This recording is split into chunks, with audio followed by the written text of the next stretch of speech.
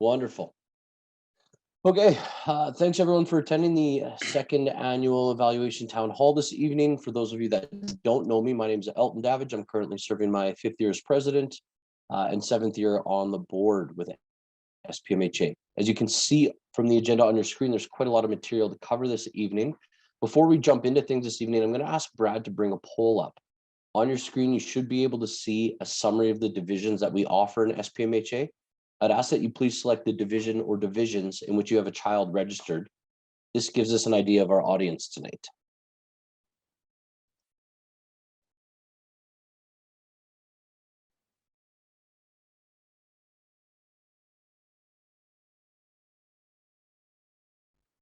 Perfect.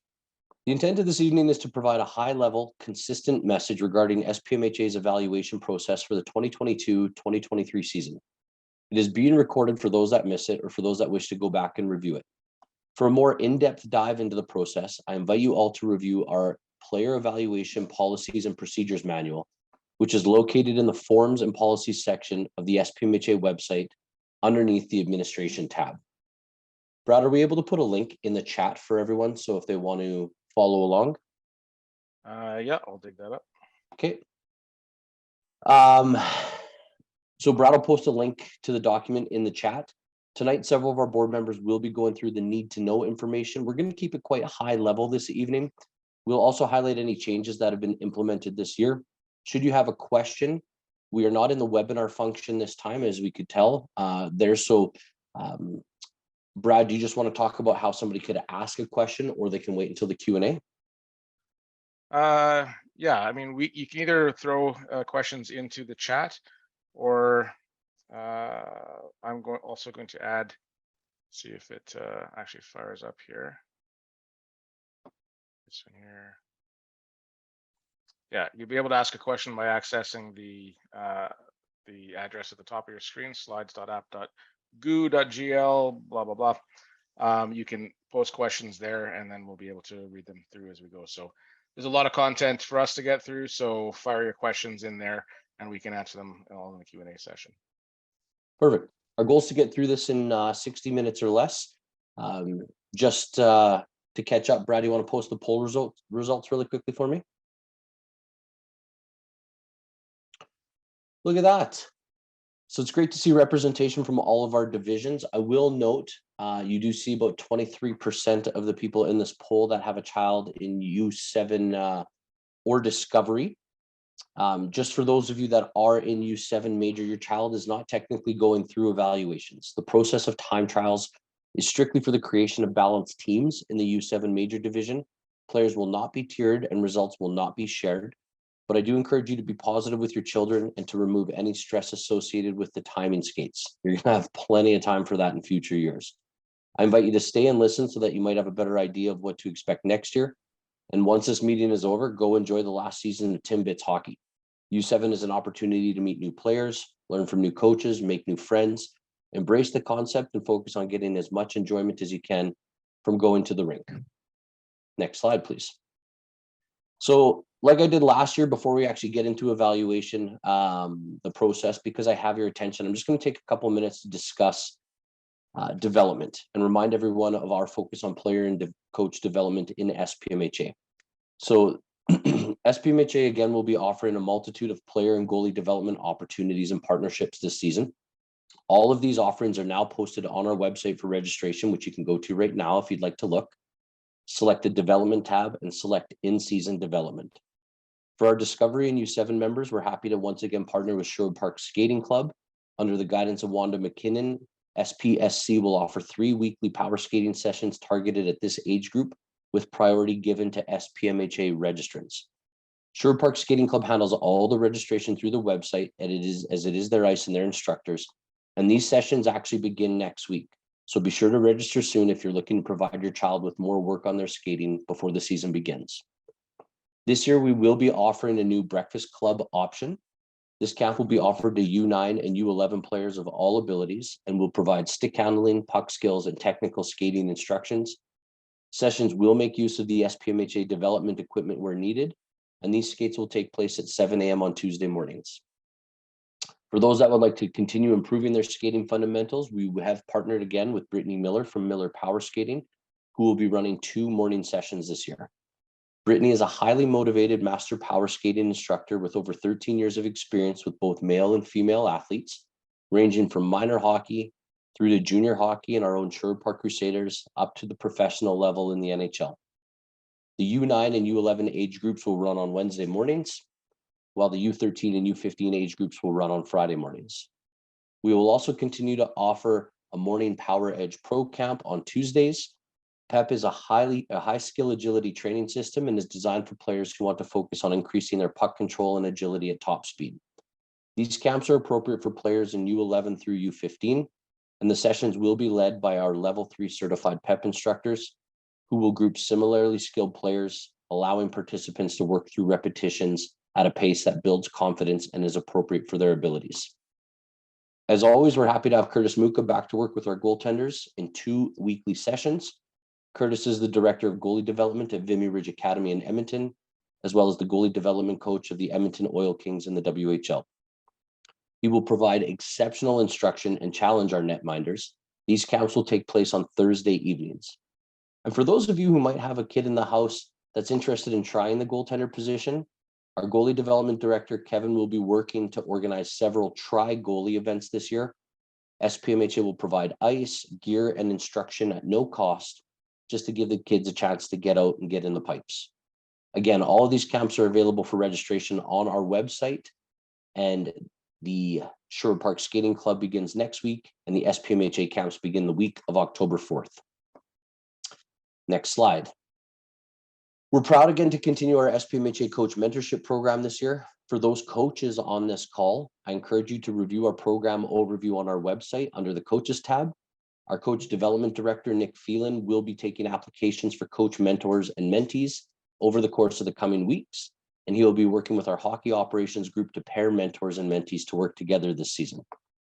The purpose of this program is to provide coaches with enhanced resources to help augment and validate their coaching abilities. The program is designed to provide coaches with supplemental educational opportunities, one-on-one mentoring, and support in areas that have been identified as critical athletic development. We will continue to emphasize, the designation of goalie coaches on each team in U9 and up as well. And we will work with both Hockey Alberta and Curtis Muka to provide goalie-specific instructional clinics. And as always, you should be seeing emails. Please mute yourself. Thanks. In addition, we will have our hockey ops team scheduling instructional stream clinics and specialty clinics for our coaches, such as injury prevention warm-ups, developing defensemen, creating offense, and Nick will be communicating those out. Our coaches will also be invited to attend our annual PEP orientation, which will take place later this month or early October, in which we go through the training system. Those that do attend that also have the ability to apply to the association for a subsidy to attend level 3 PEP training in the summer. To date, we have sent coaches to both Kelowna and Toronto to attend this invite-only camp. Finally, in terms of development, just a reminder that you don't have to go stock up on resources. Next slide. Our coach resource inventory continues to grow, and we keep that in the storage space at multiple sheets of ice. Anchored bungees, tethered bungees, attack triangles, parachutes, rebounders, puck cannons. Our player development director, Ryan Hayes, will communicate an updated inventory list to all coaches so that they may know which training gear is available to them at which rinks. SPMHA is really happy to continue to provide different training equipment to coaches to help them enhance practices for players without having to incur the expense yourself. And for our newer coaches, don't fret over practice planning. If you're trying to decide if coaching might be for you this year, we'll provide season-long practice plans to help you get your feet wet. We'll also provide subscriptions to both Ice Hockey Systems drill database as well as the Hockey Canada drill database. And if possible, we'll try and get our weekly coach shinny game going again so you can get integrated into the coaching community. That's it for development. I'm now going to turn it over to our general manager, Brad Hunka, to discuss our evaluation policy and objectives. All right, so SPMHA recognizes that the evaluation process is very important to players, parents, evaluators, and the association. And efforts are always made to ensure that the evaluation process allows a player to demonstrate their hockey skills and abilities.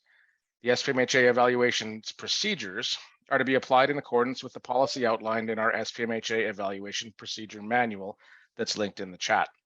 This policy manual has been, this policy manual has been approved by the SPMHA Board of Directors and is reviewed and updated yearly. The evaluation process, as with all association activities, is guided by the association's mission statement to create positive opportunities and experiences for all players through innovative leadership and exceptional service.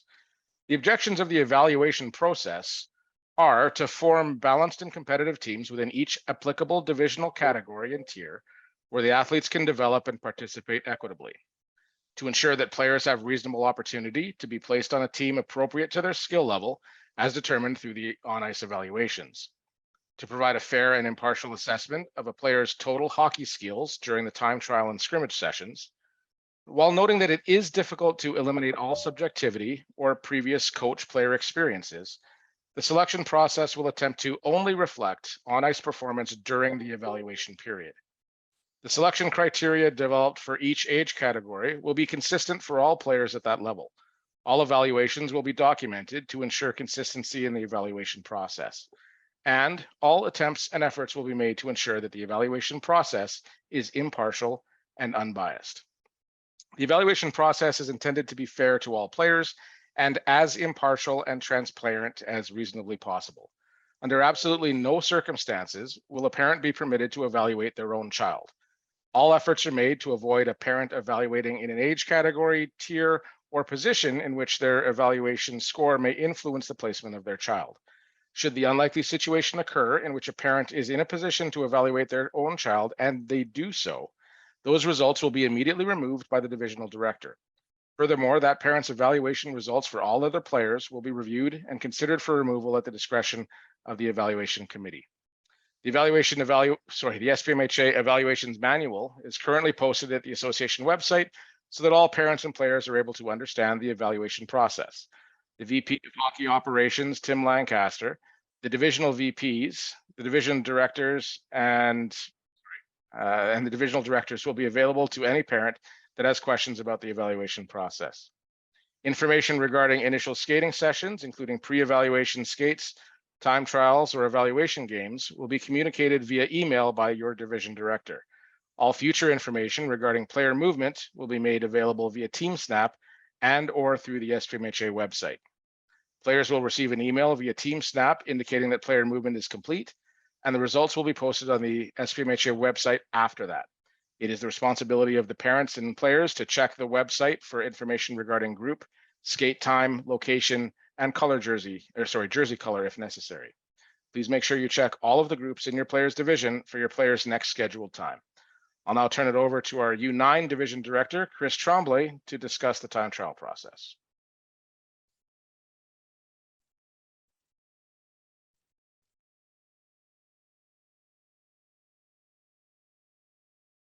Josh, you are muted.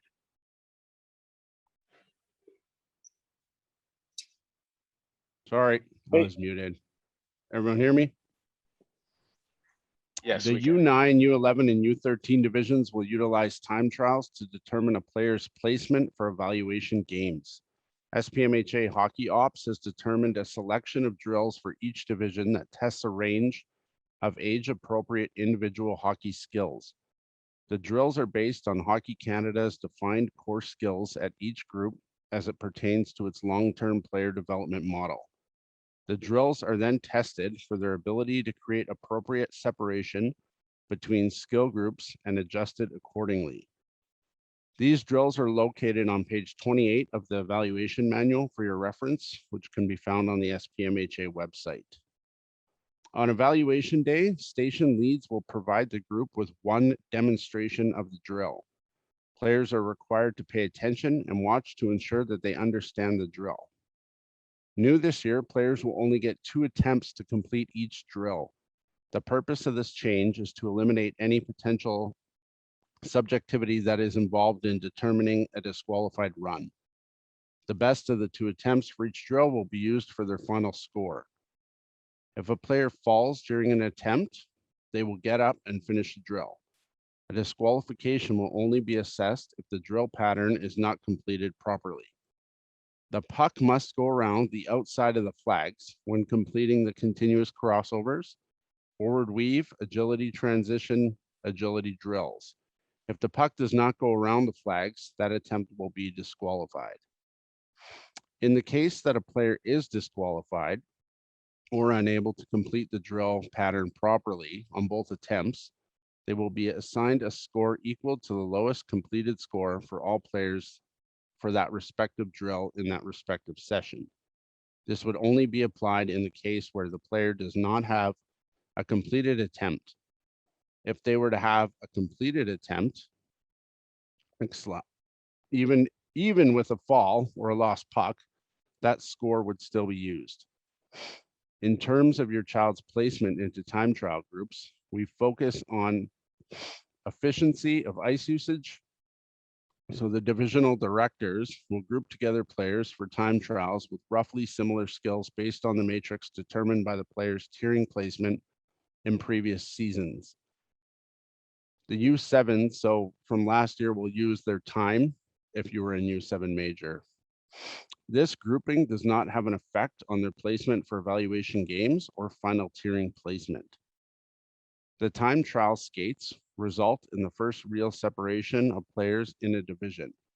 It is at this point that we historically begin to hear feedback from our membership on the groupings created by the time trial process. To improve the efficiency of this process, the SPMHA adopted the use of the sport testing laser gate timing system several years ago. This eliminated the need for stopwatches, recorders, transposing of data from ink to digital. This effort in itself reduced the total ice time required to complete the time trial process, while also reducing the volunteer requirements by more than 50%. The accuracy of this equipment is second to none and ensures that every player is given the equal opportunity to be placed accurately. This allows our time trial process to be 100% objective. So at check-in, players will be provided an RFID device. This RFID device is unique to each player and must be scanned in prior to completing each drill attempt. All RFID devices must be returned as the players leave the ice at the conclusion of their evaluation sessions. Players' times will be verified by the evaluation committee and then ranked within their age category. The laser timing system is designed to start and stop timing when the player's torso breaks the laser beam. Do not instruct kids to reach and use their sticks, thinking it will give them an advantage. It will actually end up giving them a slower time, as that motion will slow them down. Next slide, Brad. With that said, we still hear claims made regarding the validity of this process. Some of these claims include, but are not limited to, the timing gates weren't actually turned on when used, the gates didn't record the times properly, the results were edited by the director, a player was allowed to cheat a drill, and so on and so on. In effort to continue to be as transparent and impartial as possible, SPMHA has determined that the results of the time trials may be shared for the U9, U11, and U13 division at the discretion of the association. There is a learning curve with the creation of a profile, logging in and finding the results. But once you got there, the results are easily accessible and easy to understand. Within 48 to 72 hours of the completion of the time trial sessions, our general manager will send each family an email directly through the sport testing software, which will show the results as recorded and reported by the software system itself. This email will have very specific instructions on how to access your results. It is very important that you follow these instructions exactly. Brad does not have time to respond to several hundred requests on how to log into the system or how to reset your password. On the screen, you will see an example of what a player report will look like. The image on the left is a full report, and the image on the right is that one of the drill. The report will show your child's results for each of the time trial drills, along with the mean average, the fastest score, the slowest score in your division.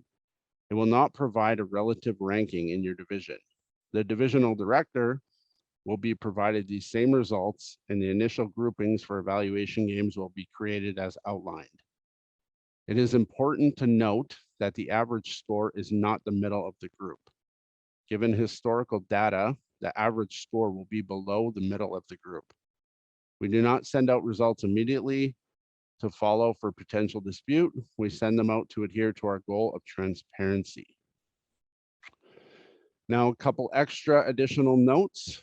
These results are obtained through the use of timing gate systems and are deemed more accurate than your smartphone. Please do not attempt to time your child and then dispute the results. The association will not share any other players' results with you either. We do not encourage you to compare times with other parents. This will not change your child's initial evaluation game placement. Finally, a reminder that the time trial results only pertain to the initial evaluation game placement and are not considered for purpose of movement after evaluation games have begun. There will inevitably be families that are disappointed, confused, or in disbelief of their child's results. This leads to the claims that were identified at the start of the slide.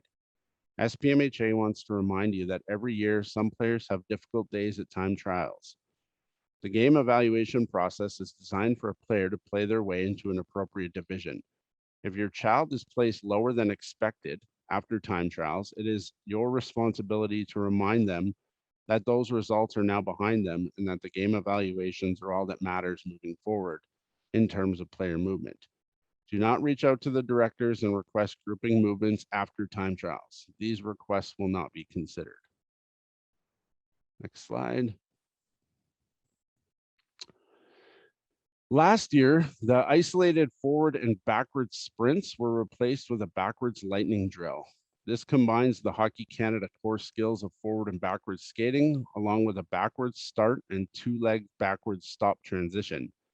During testing, it was found that this drill created more appropriate separation of skill groups than the isolated sprints. Last season, there was a hard stance on having players stop on the blue line. During the process last year, it was noted that this introduced more subjectivity than was desired. An edit has been made to the drill this year. Players will be allowed to transition from forwards to backwards however they choose.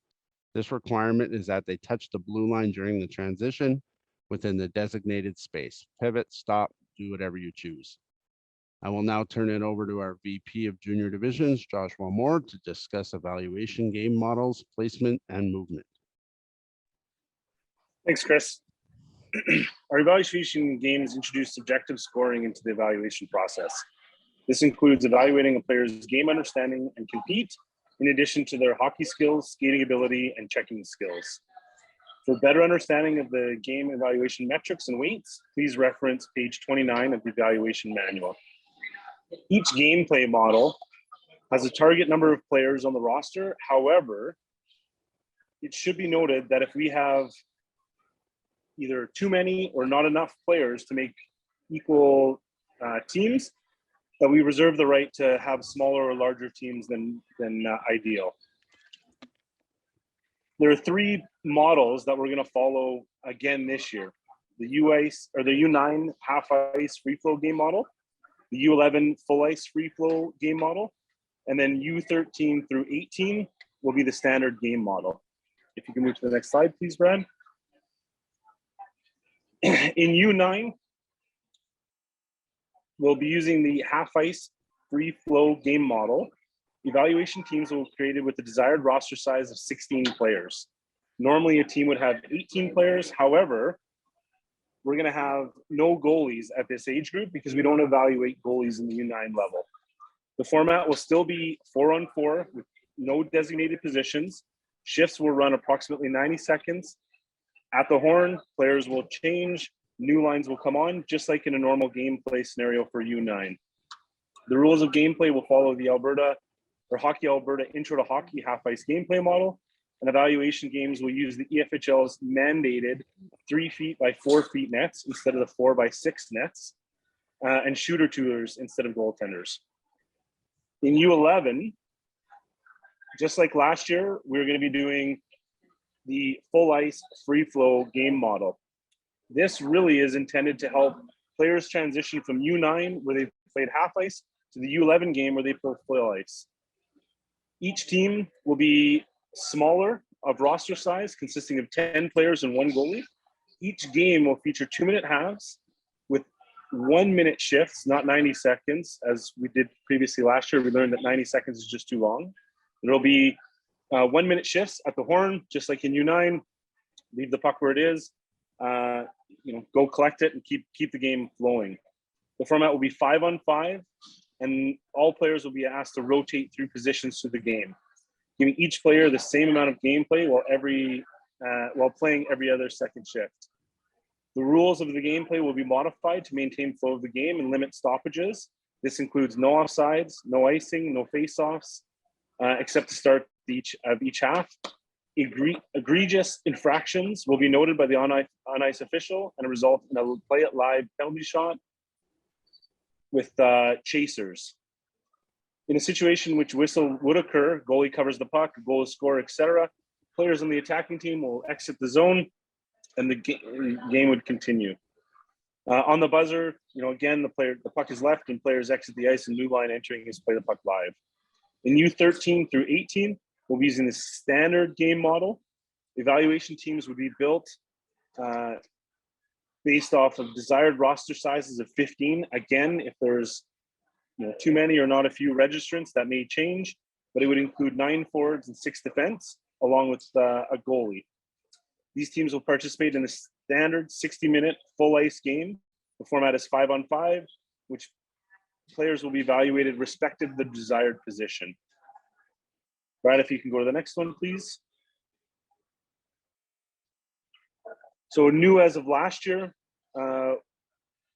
during time trials, players can wear whatever jersey, hockey socks, pant shells, helmets, gloves, doesn't matter. It's not going to have any bearing on the outcome of how fast they skate or the impact on the laser. However, once evaluation play begins and the games begin, players are representing SPMHA, not other programs, not their spring program, not previous teams they've played on, and should do so with a sense of pride. Players must only wear SPMHA issued jerseys, which will be available at check-in on the day of their skate, and SPMHA colored hockey socks throughout the evaluation game process. If you don't own a pair of SPMHA game socks, head over to Sinbin, pick up a pair. There'll be limited amounts available from your director that you can purchase. However, you have plenty of time between now and your first skate. Please go and get hockey socks ahead of time. Players will be given a numbered jersey at check-in, and they're to wear that jersey for the duration of the gameplay. There'll be a point system grading on those 4 compete levels, so skating, hockey skills, and in U18 we also include, U15 and 18 we also include checking skills. Should a player refuse to wear SPMHA apparel during the evaluation game, that player may not receive an evaluation score for that respective game and be evaluated in the same as an absent player, which can be found in the policy manual.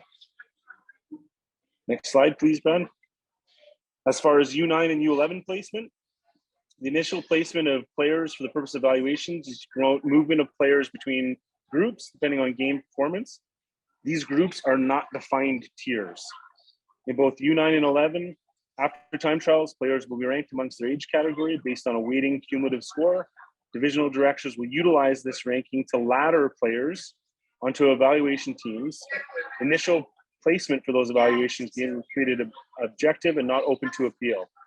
In U13 after time trials, players will be ranked amongst their age category based on a weighted cumulative score as it pertains to the designated position, either forward or defense. And the divisional director will utilize this ranking list to ladder players onto evaluation teams as noted. Placement for evaluation games will be completely objective and not open to appeal. Note that no players will be placed in Tier 1 directly out of time trials, U9, U11, or U13. This has been a sticking point for some of the members in the past years, and all players are subject to game evaluations and must go through the process of competing against other players.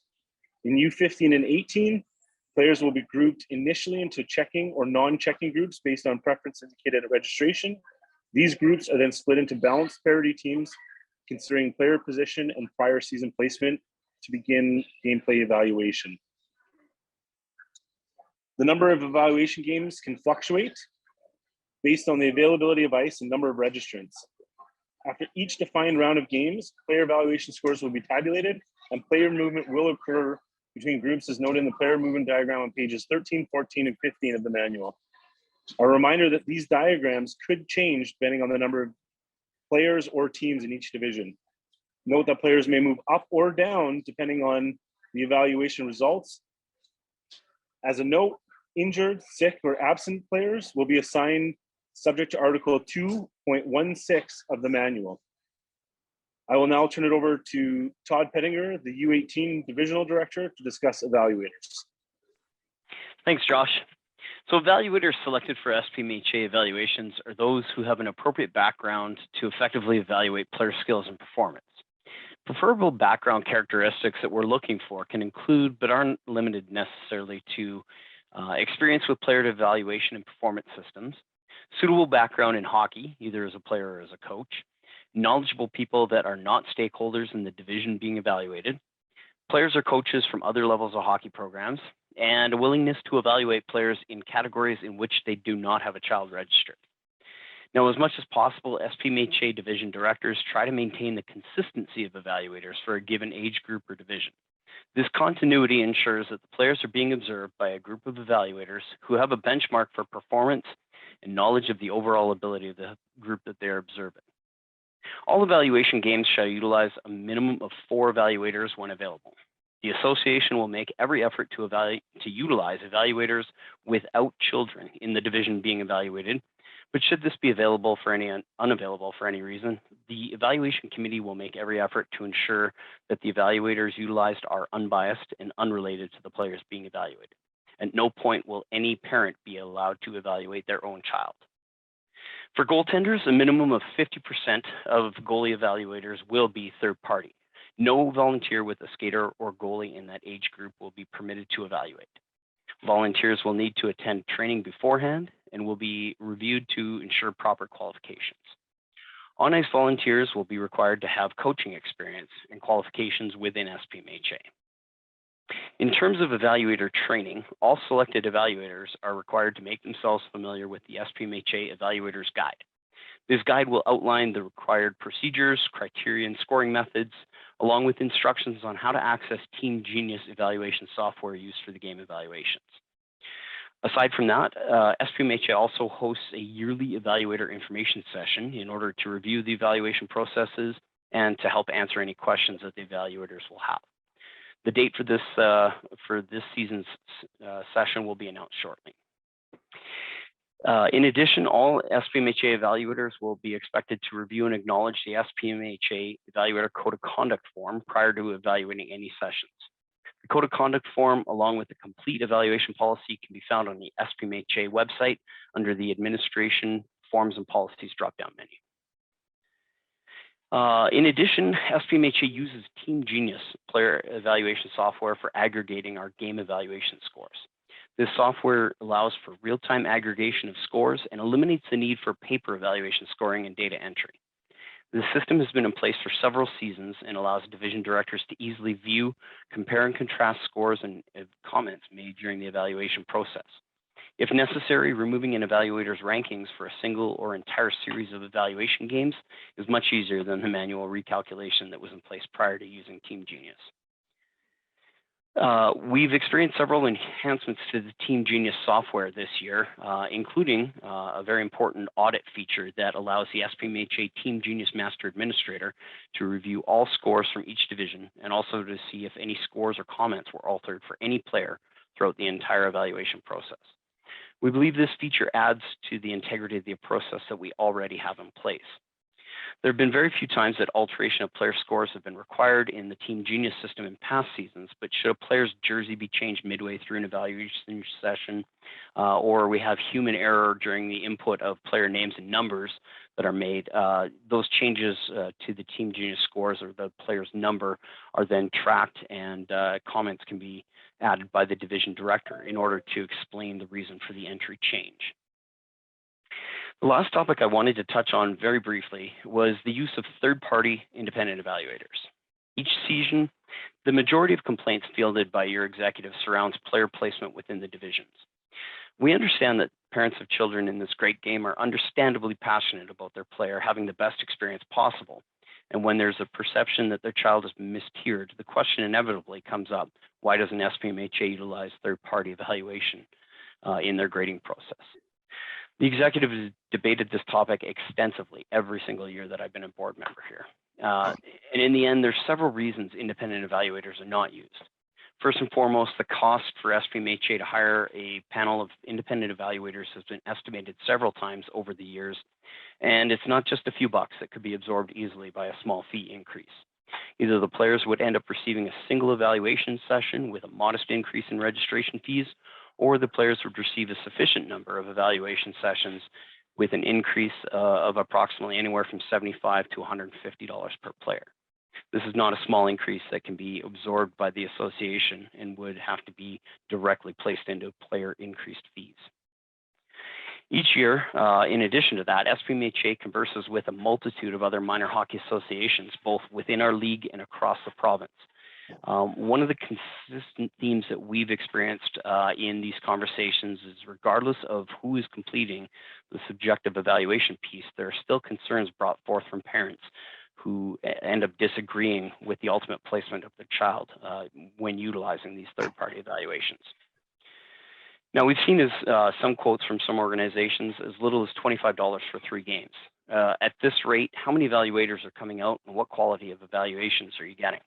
Are these individuals invested in ensuring the players are actually placed appropriately, or are you ending up getting college kids or beer league players who simply want to earn a few bucks towards their own playing fees, who don't care where our players are assigned to in the end?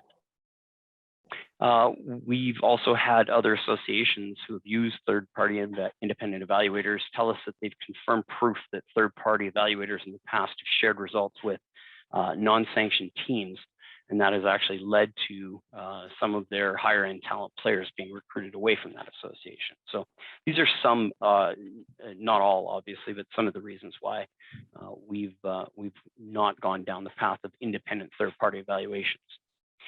In the end, your Sherwood Park Minor Hockey Association executive is committed to completing the evaluation process with as much integrity as possible. We believe that if we commit to a process and maintain a transparent check and balance system, we can put forth a reasonable effort to create fair and balanced teams. We've redirected funds that might have been used in past to subsidize third-party evaluators into development programs that directly impact our children through in-season development programs, equipment to better train and develop the players, and coach development and mentorship. So at this point, I'm now going to turn it over to our goalie development director, Kevin Krieger, to discuss goalie evaluations. Thank you. Thanks, Todd. So the evaluation of goaltenders is unique due to the specialized nature of the position and the unique abilities and experience required of the evaluators. Goalie evaluations will be completed in the U11 to U18 divisions. This is a goalie-specific skill session to decide initial placement into the evaluation process that will be performed at these levels in coordination with each divisional director and myself, and selected lead goalie evaluators. The drills to be tested are outlined in the evaluation guide, which can be found on the Sherwood Park's website with a direct link to it. New for 2022, a minimum of half of the goalie evaluators, as has been mentioned earlier in this meeting, are now paid and independent of SPMHA. We're very excited by that. So again, a minimum of at least half of the goalie evaluators are paid and independent of SPMHA. Volunteers have been vetted to avoid conflicts, ensure qualifications, and are reviewed annually in accordance with everything that both Chris and Todd have touched on. In 2021, we also introduced goalie evaluations being done online with Team Genius instead of the past manual process. This helps better align with skaters, improves the process and accuracy, and touches on many of the things that both Chris and Todd mentioned as advantages of Team Genius. And we're excited to be utilizing that again this year. Goalies can expect upward and downward movement through the groups depending on how they rank in each ice session. The goalie placement skate is intended to generally place the goalies at the level they are deemed to belong to, with subsequent evaluation sessions designed to provide a more rigorous placement based on the age level metrics for skills versus gameplay evaluations. It does change from age group to age group. For a better understanding of the goalie sessions and the game evaluation metrics and weights, please again have a look at the evaluation manual that is posted on SPMHA's website. In general, goalie movement will mirror the process in place for player movement. Every effort will be made to promote upward movement. However, due to the impact of physical development, maturity, and position requirements, along with the changes in goalie registration movement and goalie registration numbers, movement to lower tiers is possible, and certainly not a reflection of a decline in your goalie's skills or abilities, but more a reflection of the positioning in the stack rank of other goalies within that age category.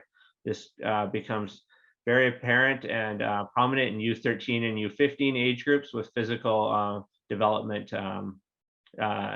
different among players. So again, it's not a reflection of a decline in your goalie's ability. It's definitely more of a focus of a stack rank of the goalies within that age category. The number of goalies per team will vary depending on the number of eligible candidates and the number of teams in a particular age group. The general guideline, if enrollment permits, is 2 goaltenders per team for all teams within the age groups. This is done to ensure all of our goaltenders are given the opportunity to develop at the highest level possible. If enrollment numbers do not work out such that there are not 2 goalies per team, then it will be at the discretion of the divisional director in consultation with myself to determine which teams will be allotted 1 goalie.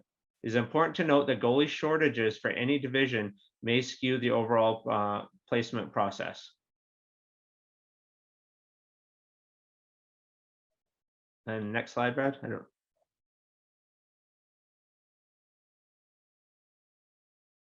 And Dave.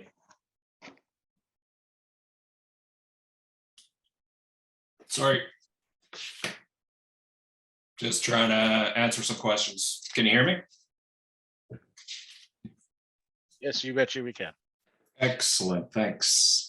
Okay, so after all the evaluations are complete, the players are all ranked, and actually I was just answering a question which sort of comes into play here. We don't pick and choose how many tiers are in the league. Obviously, that's determined by the Alberta 1 model, and at this point, there's 6 tiers in all the divisions. When you get up to the U15, U18 divisions, there is 3 contact divisions, 3 non-contact divisions. We also don't get to pick and choose, in most cases, what's the number of teams that we have in each tier. Sometimes we can move teams a little bit.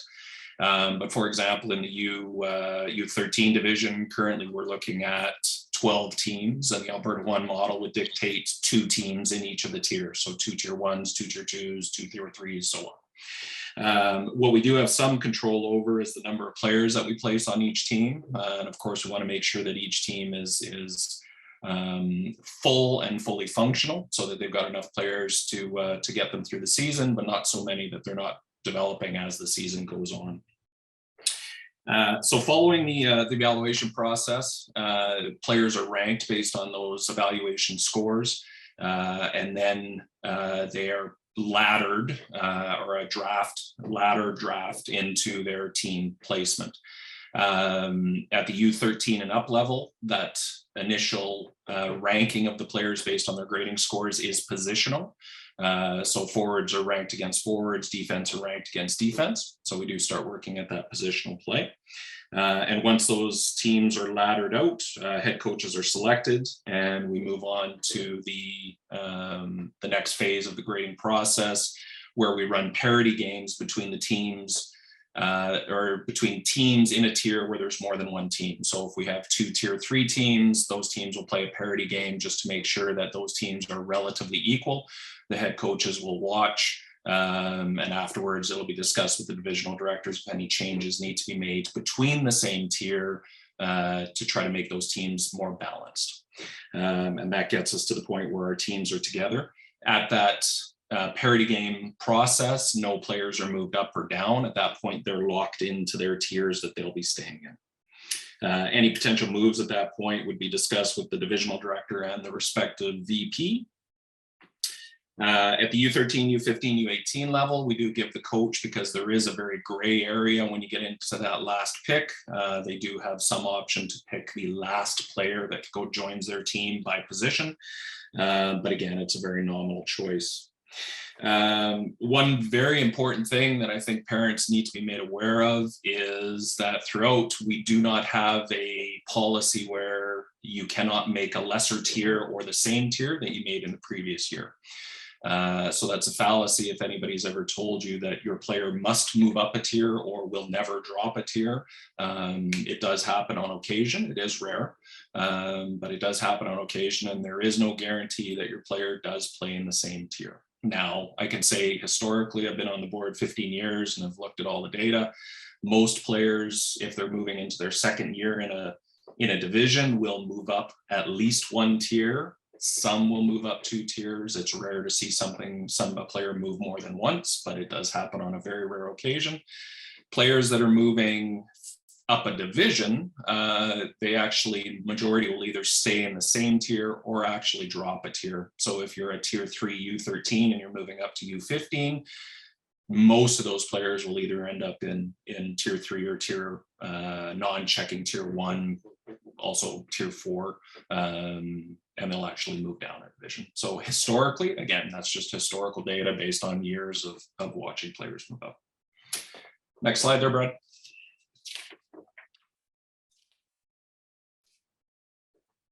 Excellent. There are 2 other policies in place that we should make parents aware of. One is what we call the special circumstance place and request form. We know that things develop throughout the years where certain players, for very serious reasons, cannot play with other specific players or with specific families.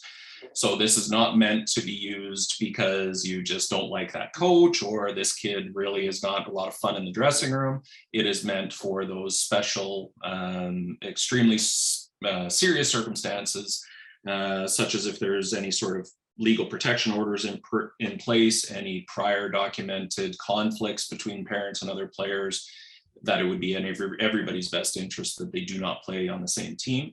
You can take a look at the special request form. It is a Google document. Fill out all the details. Those details will go on a confidential basis to the general manager, who will review the matter and then advise the directors appropriately if we need to ensure that a certain player is not with another certain player. Again, this is only to be used if they are very serious circumstances. The second, on a more fun basis, on the Discovery and U7 level, we do have a friend request ability. So it is a reciprocal request. So player A, little Timmy, must ask to play with little Johnny, and little Johnny must ask to play with little Timmy.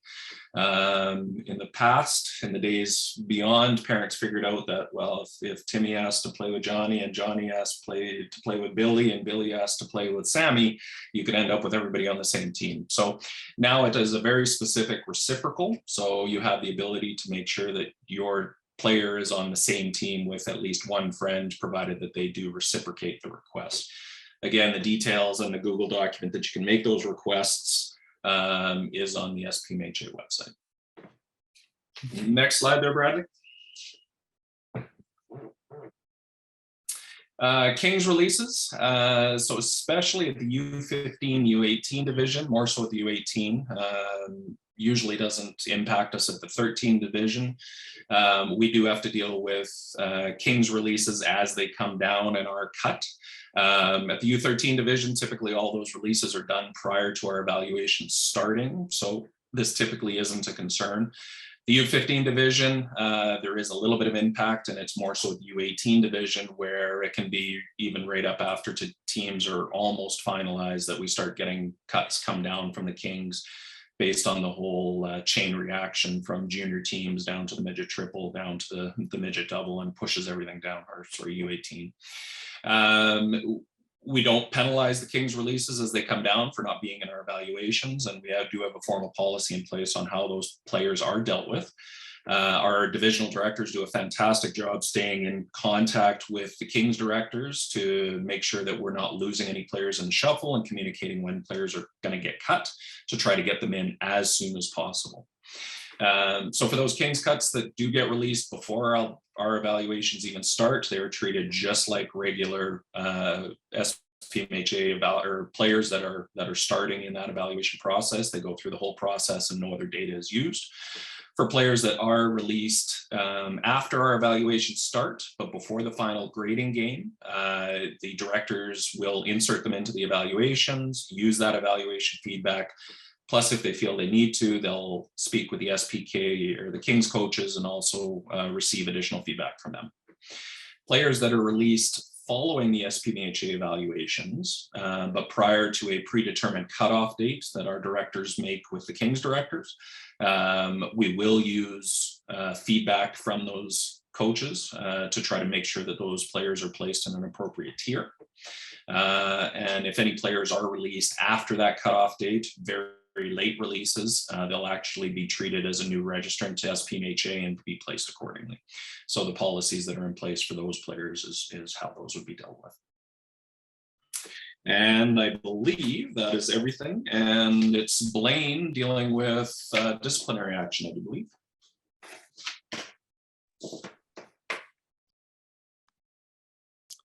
A reminder that all parents and spectators will be held accountable to the standards outlined in the Parent/Spectator Code of Conduct as outlined in the SPMHA conduct policy. SPMHA recognizes that an evaluation decision may elicit an emotional response from a member and expects that member to act cordially and with respect. Inappropriate conduct towards a member of the evaluation committee, a member of the SPMHA board of directors, or any other member of SPMHA or Strathcona County facilities may be reported and subject to the SPMHA conduct policy for potential further discipline. SPMHA recognizes that player performance during evaluation varies. The evaluations are structured such that it is expected that any perceived misplacements will be addressed and resolved through the completion of the process. That is, should an initial placement via time trials or the placement matrix result in a player being excessively misplaced due to poor performance and skills testing, if they're nervous, etc., it is expected that the player's gameplay ability and the opportunity presented in the player movement diagram will allow the player an opportunity to be promoted to the appropriate skill group. SPMHA discourages members from contacting other members to question a player's placement at any point during the evaluation process. Another member's opinion on a player's ability or perceived placement will not influence a player's placement. SPMHA is committed to adherence to the process outlined in this document. The only tiering dispute that will be recognized by the SPMHA Board of Directors is that which qualifies under the grievance process and therefore violates the evaluation guidelines. Next slide, please. After reviewing the evaluation guidelines, you feel that the evaluation guidelines were not adhered to. The following is required to file a grievance to be investigated by the grievance committee. Number one, grievances will only be accepted between 24 and 72 hours after the conclusion of the final evaluation skate of the division in which the grievance refers. Number two, submit an evaluation grievance request form. Number three, your submission will be reviewed within 24 hours. Once your submission is reviewed, you will be notified whether the grievance is accepted as being a procedural violation and not based solely on placement. If accepted, there will be a $150 fee required to proceed with an investigation, and the grievance committee will investigate the evaluation process for your player as described in the grievance. Number four, the grievance committee will consist of the non-relative division vice president, the SPMHA general manager, and the SPMHA president. Thus, you are getting a review by 3 individuals that were not involved with the team creation process. Number 5, once the investigation is complete, you'll receive an email report detailing the above findings. Number 6, if there was an error in the evaluation process, appropriate team reassignment may occur if warranted. Number 7, if there was an error, the $150 will be refunded. Number 8, this will close the evaluation process. All decisions of the evaluation committee are final pending review by the grievance committee. A grievance resolution will consider the impact on all players, not just the player or players included in the grievance. A grievance resolution may not change the player placement, but may result in a process change.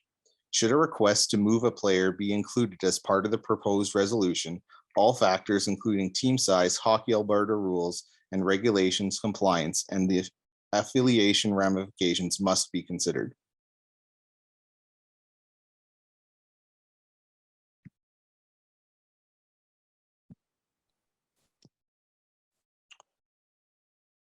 Next slide, Brad. Yeah, so I guess that's back to you. You betcha. So there you have it. We appreciate your time this evening. We hope that this approach to outlining the evaluation process provides for a consistent message across divisions. It is a process that we are committed to as a board of directors. The quote on the screen really stood out to me. Sports parents. Nobody likes to watch their child struggle, lose, or fail, but it's a part of sports and it's a part of life. Don't try to prevent your kid from failing. Teach them how to work through and overcome failure so they develop resiliency for life. We never hesitate to celebrate the successes of our children, but we sometimes fail to embrace the learning opportunity that is presented when it goes the other way. You decide what your evaluations experience is going to be. It is inevitable that some kids will achieve their goal and others won't. It is also a guarantee that lots of kids don't have a goal for evaluations, but their parents do. The kids are just showing up to the rink to play because that's what they want to do. So let them do that. Play. We encourage you to choose the right experience for your child. Encourage them, praise them, comfort them, follow it up with pizza and ice cream, and they're going to be okay. I want to thank all of our SPMHA executive for their attendance and contributions this evening. And with that, we'll move into the Q&A period. Brad, can I ask you to mediate? Yeah, sure. So we've got a couple of questions in the Google form. First one I think I saw come up in the chat, but we'll rehash it here. So were the pre-skate groups randomly created or were they put with similar skill level players together? Same question for trial groups. Josh, you want to take that one? Sorry, I was just responding to another one. You want to repeat the question? Yeah, sure. Were the pre-skate groups randomly created or were they put together with similar skills level players? Same question for the Okay, trial. so yeah, so the direction was given to all the divisional directors to, as David was explaining, generally when you come into an age group, a new age group, so from U9 to U11, U11 to 13, 13 to 15, and so on and so forth, you see a progression model, and it's rung true. We've done the analysis on this where if you're a tier 3 player in U9 coming into U11, generally you're a tier 4. So the direction was given to try to build out those pre-skate and especially skills testing groups following returning players, tier 1, 2, first year tier 1s, first year or second year tier 2, 3s, second year, tier 3, 4s, and so on and so forth to build out those lists. Now, with pre-skates, that gets jumbled because people go on vacations. There really is just an opportunity to give parents and players an opportunity to get back into the rinks, knock the rust off, see what the drills look like, get a chance to practice those drills. And then for U11 especially, an opportunity for these kids to play in full ice games, which they haven't experienced because they've been playing in the half ice model. So it's an introduction to icings, offside, on the fly line changes, so on and so forth. So I wouldn't put too much weight into the pre-skate groups or even your skills testing groups, but ideally you're placed with like caliber players. And the results from there are really going to be what matters in forming those grading game groups or evaluation game groups. Josh, I will add that one part of the reason why we apply the matrix to those groups going in is just predictability and the time it's going to take for those groups to run through the sessions. Throughout the day, we have different time blocks available to us that we can put the kids through. Some are as short as an hour, some are as long as an hour and a half. If we do them completely randomly or alphabetically, what tends to happen is we get inconsistent lengths of time that it takes from one group to the next to work through the drills. If you have a large grouping of newer players, they can take 5, 6, 7 times longer than the faster players to run through a drill. If you get a bunch of those in one group, then the whole group pushes past their the time frame for that ice session, and everybody gets backed up. So what we've done over the last couple of years is grouping them together in predictable skill levels. It's rough. It's not a perfect system. There's definitely no effect to their to their results at the end of it. But it does give us that predictability, so we know that this group will very likely get done in an hour and a half. This group will get done in an hour. That's basically the reason why we do that. For U15, the warm-up skates are totally random. FYI, if someone was a U15 parent asking that. Okay, second question from the audience tool is, if the first run through a drill goes well, does the skater still do a second run? Yes. Yeah, I can answer that. Yes, you have a chance to improve your time. I would say that with the change to the policy this year, we're only allowing 2 attempts. I would encourage your players to make sure they get a good, clean attempt on the first run and then go all out on the second run to try to improve that time. Best time will be taken for the final score.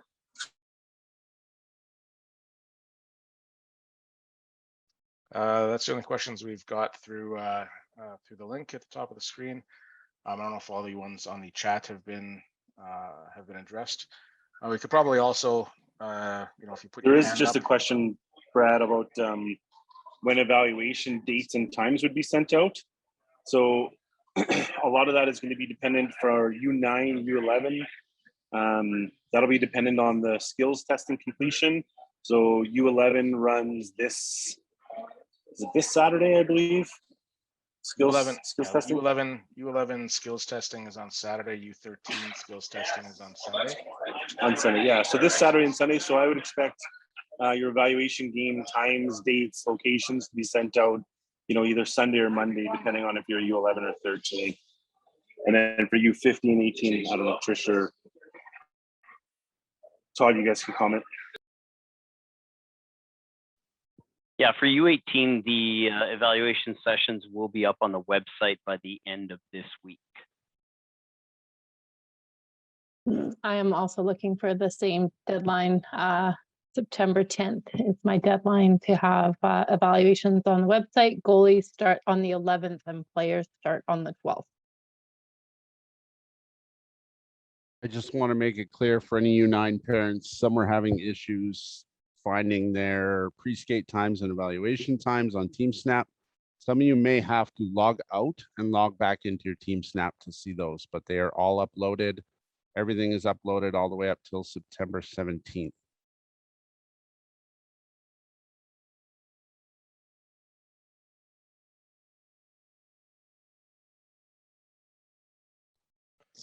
I think that covers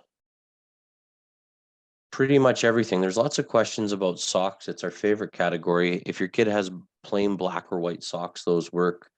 Oh, actually, I will add to that. Sorry, Elton. I just got off the phone with Mike today from Sinbin.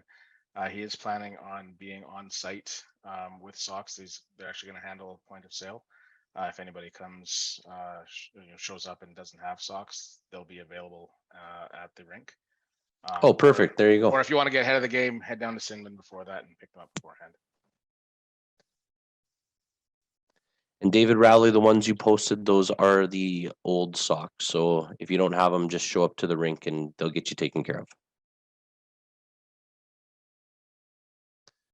Is Russ on the line here for U11, or Josh, do you want to take Heather Bittner's question?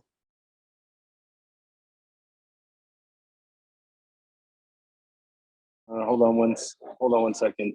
Heather Bittner's, you said? Yeah.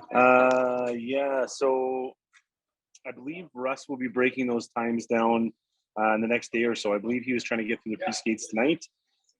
And then we'll send out those individual groups for the time trials or skills testing.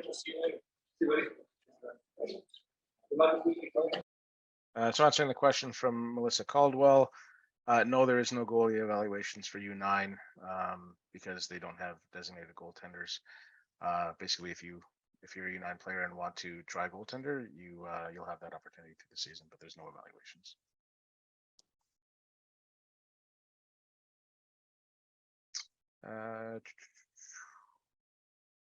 Sorry, I missed one here. Mark asking where you can find or view the U11 evaluation time trial drills. Those again are in the evaluation policies and procedures manual, I believe page 28. There is a link to it at the top of the chat to that, directly to that document. So just follow that link, go to page 28, and you can click on the links there. It'll show you the drills exactly.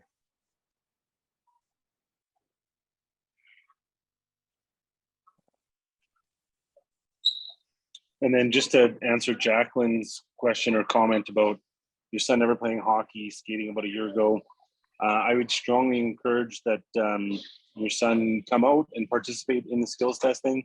We have every year a wide range of caliber of skater come out. It is a good opportunity. The coaches are terrific with new to hockey players that are just learning the basics of the game. They're very encouraging, very helpful, very positive with them. It's a good experience to go through it. I would always strongly urge you to do that.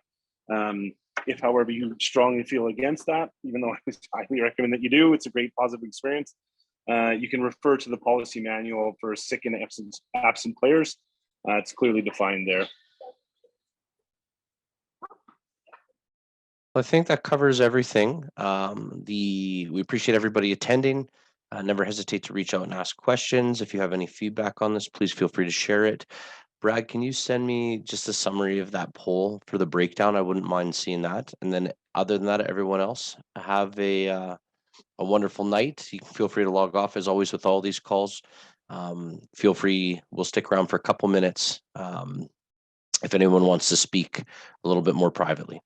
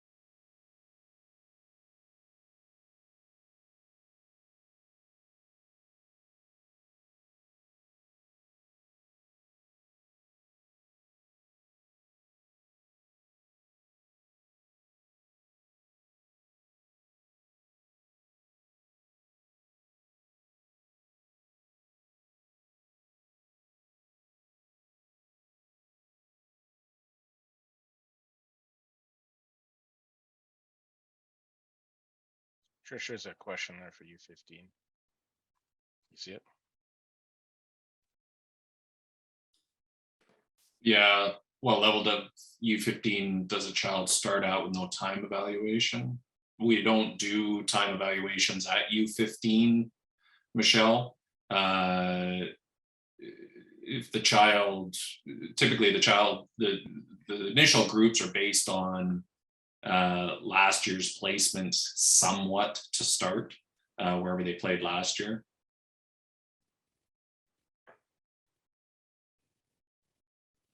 Dylan, you asked if the slides were going to be available after the meeting.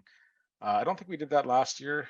Generally, we pushed people towards the evaluation manual, but there is some stuff in this presentation that isn't in the evaluation policy, so it actually wouldn't be a bad idea to package this up and make it available. So I'll probably go ahead and do that.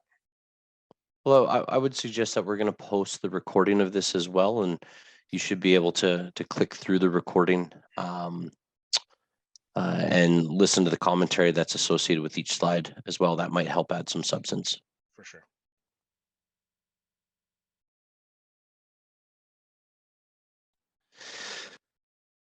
All right, last chance. Anybody for questions? Michelle, yes, if they did play in another organization last year, then we would look at that as far as kind of a starting placement for the tiering games. Just make sure you email Trish so that she has that information. I've got it. Excellent. Yeah, just so everyone is aware, anywhere your kid has played, in their hockey career, as long as it's a sanctioned program. We have the information on every team they've played for, so we can always reference that when needed.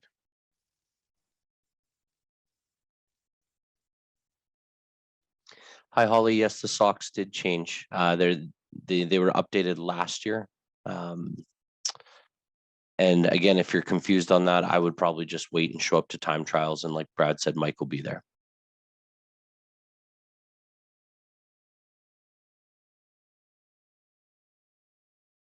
Yeah, the ones last year, Holly were sort of, they had 3 colors sort of in line.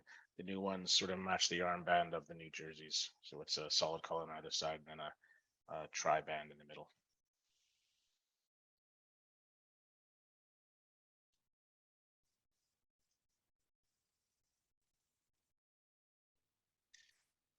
Okay, well, thanks everybody. Another successful evening, I believe. And Brad will let you get it posted up and sent out on social media. And everyone else have a great night.